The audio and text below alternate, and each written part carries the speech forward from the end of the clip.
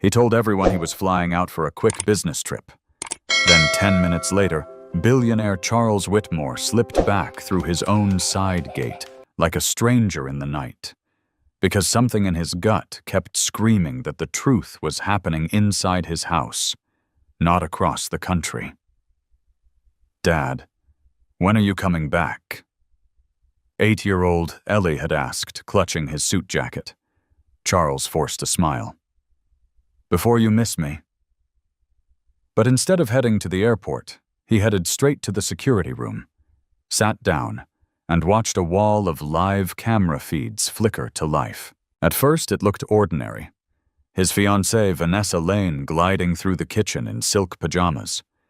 His housekeeper, Maria Torres, wiping down counters, humming softly. Then Vanessa's voice cut through the quiet like a slap. "Maria, don't talk to the girls unless I tell you to." Maria froze. Hands still wet, and lowered her eyes. Across the room, little Brooke flinched, her shoulders tightening like she'd been bracing for thunder. Charles leaned closer to the screen, heart pounding. Vanessa smiled sweet for the cameras, but the moment she turned away, her face hardened. She moved toward the girls, too fast, too sharp. "You're not spoiling them with that poor me act," she hissed. Maria stepped in gently, not touching, just placing herself between Vanessa and the kids like a quiet shield. "They're just hungry, ma'am," she said, voice steady. In the security room, Charles didn't blink. His trip had one purpose now, to see who loved his daughters when he wasn't looking, and who was waiting for the house to be silent. Charles rewound the footage like he was trying to rewind his own life. Because the ugly truth didn't start tonight, it started weeks ago in whispers, in concerned little comments delivered with a perfect smile. Vanessa had planted the seed carefully. One evening, when the girls were already asleep, she'd poured Charles a nightcap and leaned against the doorway like she belonged there. "I hate to say this," she'd murmured, eyes soft, voice even softer. "But Maria, she's getting too close to Ellie and Brooke." Charles had frowned. "She's their housekeeper. She's kind. The kids like her." Vanessa's lips tightened for half a second, so fast he almost missed it. "Exactly," she said. "They listen to her more than they listen to me, and sometimes I think she uses that." Then she'd started dropping details that sounded harmless until they stacked up like bricks. "Did you notice the girls asking for extra snacks?" Vanessa asked one morning. "Food goes missing." Another day, "Your cufflinks weren't in the tray. Maybe the staff moved them." She never outright accused, she didn't have to. She just let silence do the dirty work. Charles had tried to laugh it off. "Maria's been with us a long time." Vanessa reached for his hand, squeezing like a warning disguised as affection. "That's what scares me," she whispered. "People get comfortable. They start thinking what's yours could be theirs." Her eyes flicked to the framed photo of his late wife on the mantel, then back to him. "I'm only trying to protect you, protect the girls." Protect? That word had stuck in his chest like a splinter. So when Charles announced his trip, Vanessa didn't look surprised. She looked relieved. "You're doing the right thing," she'd said, smoothing his tie like she was patting down evidence. "Sometimes you have to step away to see clearly." Now, sitting in the glow of those security monitors, Charles finally understood what she meant. Because Vanessa didn't want him to see clearly. She wanted him gone, and Maria blamed. The moment Charles left the house didn't get quieter. It got colder. On the monitors, Vanessa moved through the mansion like a queen who'd finally fired the court. Her voice changed first. No honey, no warmth, just crisp, cutting commands. "Maria," she called, not looking up from her phone, the living room. "Now. And don't let the girls drag crumbs through my house." Maria appeared with a dust cloth, calm as a nurse in a storm. "Yes, ma'am." Ellie and Brooke sat on the rug with a puzzle shoulders touching. They looked up when Vanessa entered, hopeful for half a second, then their faces shut down like lamps being turned off. Vanessa's heel nudged a puzzle piece. "Really?" She bent, pinched it between two fingers like it was dirty, and dropped it into Maria's hand. "Pick up everything. I don't want this mess when my friends come by." She turned to the girls, smiling without her eyes. "Go upstairs, and don't bother your father with calls. He's busy making money for all of us." Brooke's small voice cracked. "Can Maria finish the puzzle with us?" Vanessa snapped her head toward her. "Excuse me." She crouched down too close, perfume and pressure. "You don't ask for her, you understand?" She flicked her gaze to Ellie. "And you stop acting like you run this house. You're children."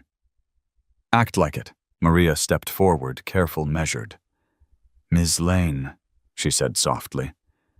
"They're just trying to—" Vanessa stood up fast. "Don't correct me."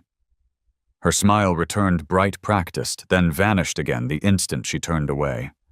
"And don't fill their heads with your little sob stories. You work here." "That's it." On the screen, Ellie swallowed hard and reached for her sister's hand. Maria didn't argue. She simply lowered her voice to the girls, almost a whisper. "Upstairs, sweethearts. I'll bring you warm milk." Vanessa rolled her eyes like it offended her that kindness existed. And in the security room, Charles gripped the edge of the desk so tight his knuckles went white, because he wasn't watching a fiancé anymore. He was watching a stranger wearing Vanessa's face. Maria didn't fight Vanessa with volume.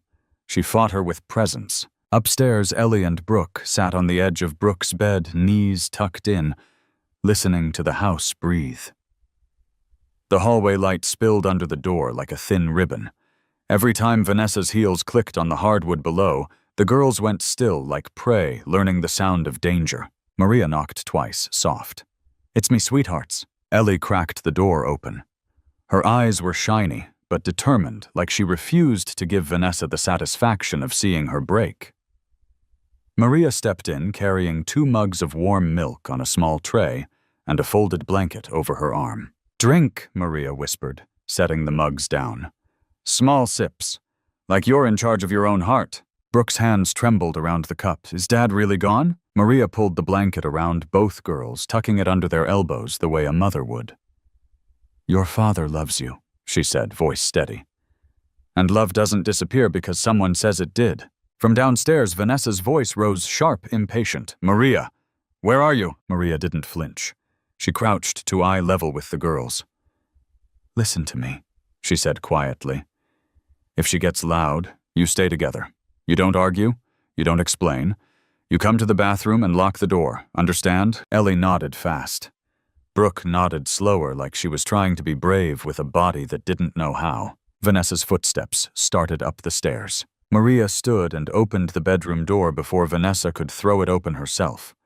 She stepped into the hallway, first blocking the frame with her own body shoulders, squared hands calm at her sides. Vanessa appeared, smile already loaded like a weapon. "There you are," she said sweetly. Then her eyes cut past Maria toward the girls. "Making yourself comfortable, are we?" Maria didn't move. The girls needed a moment, she replied, gentle but unbending. "They'll be quiet. They'll be out of your way." Vanessa's smile twitched. "Out of my way. Good. Because they're starting to forget who's in charge." Maria held her ground the way a lighthouse holds against waves. "They're children," she said. "They don't need charge. They need peace." And down in the security room, Charles watched Maria stand between his daughters and the storm, without raising a hand, without asking for credit, just doing it. Vanessa didn't explode right away. That would have been too obvious. She waited until the house settled into late-night silence, until Maria was downstairs folding laundry, until the girls were finally asleep, until even the chandeliers seemed to dim out of respect for the hour. Then Vanessa slipped into Charles's private study like she'd done it 100 times. Bare feet, no heels, no sound. On camera, Charles watched her open a drawer he never left unlocked. Inside was the velvet box, the diamond necklace that had belonged to his late wife. The one thing he couldn't replace with money, no matter how many zeros he had. Vanessa lifted it and held it up to the lamp, letting the stones catch the light, like a trap glittering in the dark. She didn't look sentimental. She looked satisfied. "Perfect," she whispered to herself. A few minutes later, she was in the staff hallway, moving fast. purposeful. She found Maria's small suitcase tucked beside the utility closet half-packed, because Maria sometimes stayed overnight if the girls had nightmares. Vanessa opened it, slid the necklace inside between folded sweaters, and pressed the fabric down like she was burying something alive. Then she closed the zipper carefully, like she was sealing Maria's fate. The next morning, Vanessa staged the performance. She stormed into the kitchen with a hand to her chest. "My necklace!" she gasped, loud enough for Ellie and Brooke to hear from the doorway. "The diamonds, Charles's wife's necklace. It's gone." Maria's face drained. "Ma'am, I haven't—" "Oh, don't." Vanessa snapped, then softened instantly into fake panic. "We're searching every bag, right now, for the girl's safety." Ellie stepped forward, small but fierce. Maria wouldn't steal. Vanessa spun on her like a blade. "Sweetheart, you don't know people like you think you do." Maria stood there, hands open, breathing slow, like she already knew this was a setup, but couldn't prove it.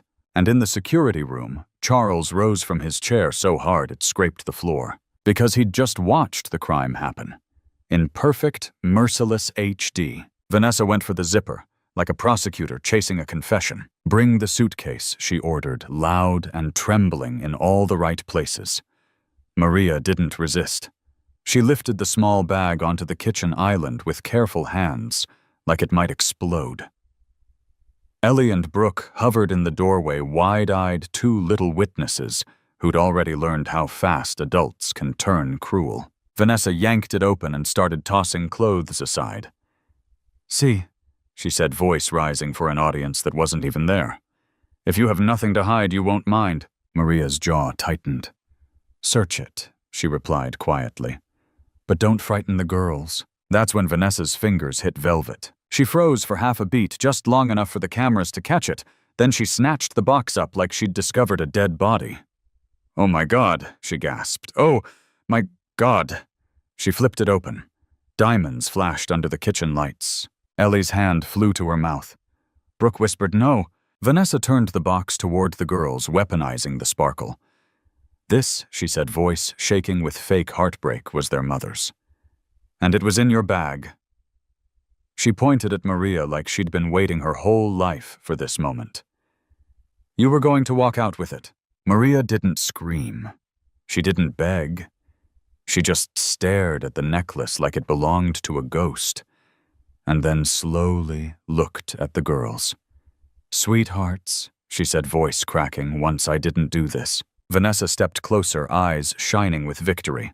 "Save it. You're done here. I'm calling security." And then a door slammed somewhere behind them. Heavy footsteps, fast, furious. Charles Whitmore stormed into the kitchen, tie still on, eyes blazing like a man who'd just watched someone set his home on fire.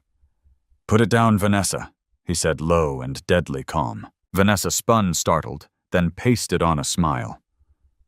"Charles, you're back early." "I never left," he cut in, holding up his phone. The screen glowed with paused footage. Vanessa's hands, the velvet box, Maria's suitcase. The room went silent. Even the diamonds stopped looking pretty. Ellie didn't wait for permission. She ran to Maria's side and grabbed her hand like it was the only solid thing left in the room. Brooke followed smaller steps, but just as determined, pressing her shoulder against Maria's arm. "She didn't do it," Ellie said, voice shaking but loud. "Maria doesn't steal. She's the one who takes care of us." Vanessa let out a short, bitter laugh. "Oh, honey, you're a child. You don't understand how people like her work." Charles's head snapped toward Vanessa. "Don't you dare talk about her like that in front of my daughters." Vanessa lifted her chin, trying to recover the spotlight. "Charles, I'm protecting them. Maria has been manipulating them, turning them against me. You saw the necklace. It was in her bag." Brooke's eyes filled, and her words came out like a confession she'd been holding for weeks. "You're the one who scares us." She pointed at Vanessa with a tiny finger that didn't tremble. "When you think Dad isn't here, you get mean. You tell us not to call him. You tell us we're messy and annoying. Maria gives us warm milk when we can't sleep." Vanessa's smile flickered, then hardened. "Brooke, stop. You're being dramatic." "I'm not," Ellie cut in, stepping forward. "You yell at Maria. You make her stand in the hallway so you can talk to us like we're nothing." "Maria stands in front of us when you get close. She tells us to stay together." Ellie swallowed, eyes locked on her father. Dad. She protects us. Maria's lips parted, but no sound came out. She looked down, blinking fast, trying not to cry in front of the girls. Charles walked over slowly, as if every step was a decision. He knelt so he was eye level with his daughters. "You're telling me the truth?" he asked, voice rough. Both girls nodded hard. Charles stood up and faced Vanessa. No confusion left, no doubt left, just clarity. And Vanessa finally realized the cameras hadn't only caught a necklace, they'd caught her. Vanessa tried one last time to salvage it. She pressed a hand to her chest, eyes, glossy voice trembling on command. "Charles, you're overreacting. I panicked. I was trying to keep this family safe." Charles didn't move. He didn't soften. He just reached over, took the velvet box from her fingers, and set it on the counter like it weighed 1,000 pounds. Then he turned to Maria and the girls. "Ellie, Brooke. Go upstairs," he said, gentle but firm. "Right now." Ellie hesitated. She looked at Maria. Charles nodded. "Maria can go with you." Maria started to protest, quiet, respectful. "Mr. Whitmore." "Please," Charles said, his voice cracking at the edge. "Take them." When they were gone, the kitchen felt bigger, emptier, like the house itself was holding its breath. Charles faced Vanessa again. His eyes were steady, but the hurt in them was raw. "You used my daughters as props," he said. "You used my late wife's necklace like a weapon, and you tried to destroy the one person who's been keeping them calm when I wasn't here." Vanessa scoffed, but it sounded weak in the silence. "So you're choosing the maid over me?" Charles stepped closer, close enough that she could see there was no negotiation left. "I'm choosing my children," he said. "And I'm choosing the truth." He pointed toward this front hallway. "Pack your things. Tonight. You're done here." Vanessa's face tightened, anger breaking through the makeup. "You'll regret this." Charles didn't blink. "No," he said quietly. "I regret letting you in." She spun on her heel and stormed out, the sound of her footsteps fading like a bad dream finally leaving the room. Charles stood there for a long moment, staring at the closed doorway, then whispered almost to himself, "Never again." Charles didn't chase Vanessa. He didn't need to. The house felt lighter the second her footsteps disappeared, like someone finally cracked a window in a smoke-filled room. He turned to Maria, who was still standing there, as if she expected the floor to give out beneath her. Her hands were clenched so tight her knuckles looked pale. "Mr. Whitmore," she started, but her voice broke. "I swear on my mother—" "Stop!" Charles held up a hand not to silence her, but to spare her. He swallowed hard, eyes glossy. "I saw everything. Every minute." He looked down at the necklace, then back at Maria. "And the worst part isn't what she did." His jaw tightened. "It's that I almost believed her." Maria's shoulders sank, relief and exhaustion colliding at once. Behind her, Ellie and Brooke hovered on the staircase, peeking around the banister, like they were afraid this peace might vanish if they blinked. Charles walked toward them, slow, careful. "Come here," he said. Ellie ran first. Brooke followed, wrapping her arms around his waist. He held them both, and for a second the billionaire title meant nothing. He was just a father gripping his children like he'd almost lost them. Then he looked over their heads at Maria. "I owe you an apology," he said, voice low and raw. "For doubting you. For leaving you alone in a situation you never deserved." Maria shook her head, tears finally spilling. "I didn't do it for money," she whispered. "I did it because they needed someone." Charles nodded once, like a man making a promise he intended to keep. "And from this day forward," he said, "you won't be alone in this house again." Charles Whitmore didn't let go of his daughters right away. He just held them. Ellie's cheek pressed into his shoulder, Brooke's arms locked around his waist like he was trying to make up for every moment he'd been too busy to notice what was happening right under his roof. Then he looked at Maria, not the way a boss looks at an employee, the way a man looks at the person who stepped into a fire when he wasn't there. "Maria," he said, voice quiet. The kind of quiet that means every word costs something. "How long have you been carrying this alone?" Maria wiped her face with the back of her hand, trying to steady herself. Long enough, she whispered, "But they're worth it." Ellie tightened her grip on Maria's fingers. "Dad, can she stay?" Her voice was small, but it landed like a gavel. Brooke nodded hard. "Please, when the house feels scary, Maria makes it feel normal." Charles blinked fast. His throat moved like he was swallowing stones. "You shouldn't have had to be the one making my home feel safe," he said to Maria. "That was supposed to be me." Maria lowered her eyes. "I didn't want to take your place, Mr. Whitmore." "I know," Charles said. And that's what broke him a little, because she never tried to take anything. She only gave. He walked to the pantry, opened it, and pulled down the cookie tin his late wife used to keep on the top shelf. He set it on the counter, popped it open, and the smell of cinnamon and old memories floated up. He stared at it for a beat, then closed it again gently, like a promise. "Listen," he said, turning back to all three of them. "This house has plenty of rooms, plenty of money, plenty of things." He glanced at the necklace box, still sitting there, innocent and heavy. "But none of that matters if my girls don't feel safe." He crouched so he was level with Ellie and Brooke. "You two deserve a home where kindness isn't something you have to earn." Then he stood and faced Maria fully. "I want you to stay," he said. "Not as the help. Not as someone who can be blamed when things go wrong." His voice firmed up.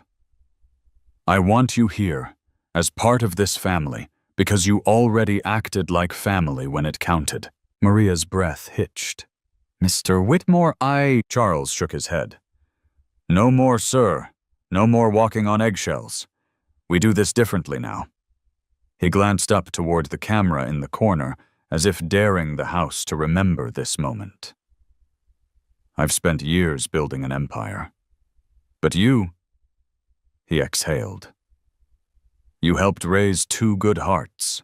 That's bigger than any deal I've ever signed." Ellie squeezed Maria's hand. Brooke smiled through tears. And for the first time in a long time, the mansion didn't feel like a mansion. It felt like a home. That night, after Ellie and Brooke finally fell asleep, still clutching the corners of Maria's blanket, like it was armor, Charles sat at the kitchen table with a cup of cold coffee and a mind that wouldn't shut off. The mansion was quiet, but his chest wasn't. He kept replaying the same image, Vanessa's smile, and Maria standing in the doorway, like a human shield. Maria stepped in softly. "They're out," she whispered. Charles nodded, eyes tired. "Thank you," he said. Then he shook his head like the words weren't enough. "No, I mean it. Thank you for keeping them safe when I failed to see what was happening." He slid the velvet box across the table toward her, not offering it as a thing, but as a symbol. "My wife treasured that necklace," he said. "But if she were here, she'd tell me the same thing I'm learning now. Nothing shines brighter than the person who protects your kids when you're not looking." Maria's hands hovered over the box, then pulled back. "I don't need jewels," she said. "I just need them okay." Charles swallowed, voice thick. "They will be. Because I'm here now. And I'm not handing my family's peace to someone who only knows how to pretend." Sometimes the biggest danger doesn't kick down your front door. It walks in smiling, speaking softly, and telling you exactly what you want to hear. So here's the lesson. Pay attention to how people treat those who can't give them anything back. The kids, the workers, the quiet ones in the room. That's where the truth lives. If this story hit your heart, tell me in the comments. Have you ever trusted the wrong person and learned the hard way I read your stories? And before you go, like this video, subscribe and share where you're watching from. You never know who needs to hear a story like this tonight.